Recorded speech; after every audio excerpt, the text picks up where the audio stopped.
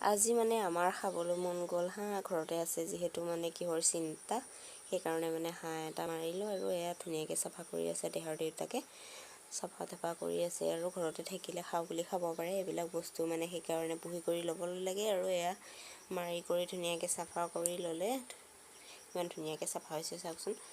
ঘৰৰে বস্তু যিকোনো কিনিব কৰিব নালাগিলে টকা পইচাও ৰেহাই হয় আৰু কেতিয়াবা আপদে বিপদে বেচিব পাৰে সেইকাৰণে আমাৰ মানে হাঁহ চৰাই থাকে ঘৰত।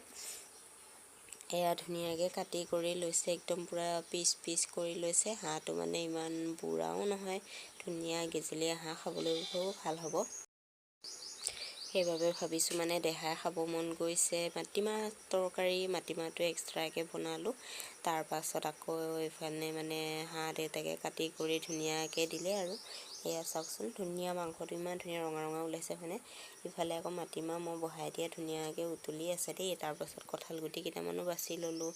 তাৰপাছত এইফালে চাওকচোন মাটি দাইল হ'লেই আৰু এইফালে আকৌ মই হাঁহৰ মাংসও ধুনীয়াকৈ বনাই দিলোঁ আৰু কেনেকৈ কি বনাইছোঁ মানে দেখুওৱা নহ'ল আৰু বনাবতো সকলোৱে জানেই সেইকাৰণে মানে নেদেখুৱালোঁ আৰু।